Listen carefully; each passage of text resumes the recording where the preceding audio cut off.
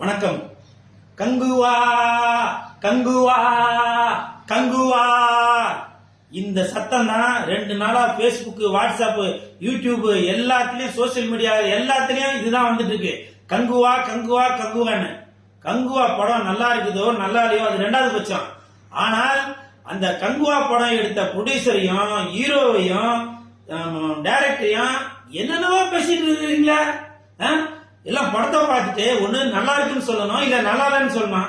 அதை விட்டுட்டு அந்த டைரக்டர் ஆத்தா அம்மான்றீங்க, ப்ரொடியூசர் ஆத்தா அம்மான்றீங்க, ஹீரோவை சூர்யாவை கூந்தல்ன்றீங்க, அப்புறம் கேனம் இதுன்றீங்க. நீங்க பாட்டுக்க வாய்க்குள்ளதெல்லாம் பேசிட்டீங்களா? ஆமாங்க, கங்குவா கூந்தல் தான். படம் பாத்தீங்களா? அந்த கூந்தலை பாத்தீங்களா? ஹீரோ எவ்வளவு தூரம் கூந்தல் வச்சிருக்காருன்னு, வில்லன் எவ்வளவு தூரம் கூந்தல் வச்சிருக்காருன்னு, மத்த கேரக்டர் எவ்வளவு கூந்தல் வச்சிருக்காருன்னு பாத்தீங்களா? கூந்தல் தான். ஆனால் அதை சொல்றதுக்குன்னு ஒரு முறை இருக்கு. நீங்க பாட்டுக்க வாயில வந்ததெல்லாம் ஆத்தா அப்பா அம்மா இவனு நீங்க பாட்டுக்க ஏற்படுத்தி பேசிட்டு போறீங்க. கங்குவா படம் நல்ல விதமா வரணும்ன்ற ஒரு ஐடியால தான் தயாரிப்பாளர் ஞானவேல் ராஜா எடுத்திருப்பாரு.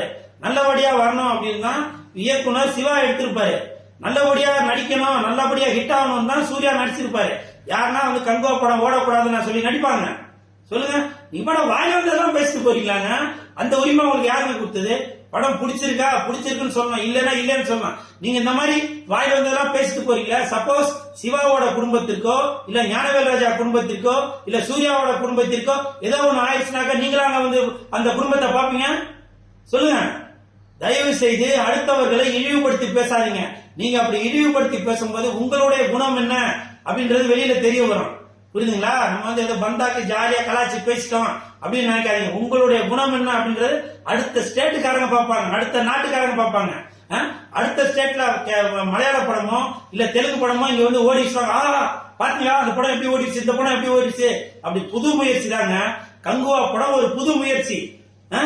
அதாவது நீங்க வந்து ஹாலிவுட் தரத்துல படம் வரணும் அப்படின்னு சொல்லி நினைக்கிறீங்களா? அந்த ஒரு புது முயற்சியில தான் கங்குவா படம் எடுத்திருக்காங்க.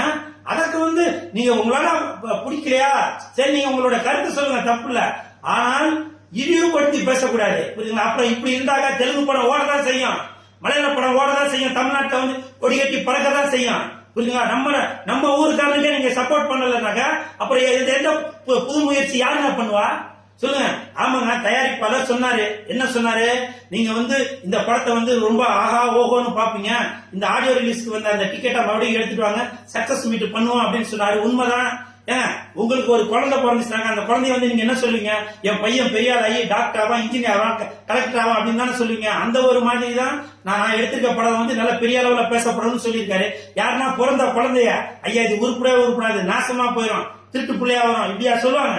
அந்த மாதிரி தாங்க பல கோடி போட்டு கங்குவா படத்தை எடுத்திருக்காரு. அதனால தயாரிப்பாளர் அந்த ஒரு ஆர்வத்துல சொல்லிட்டாரு.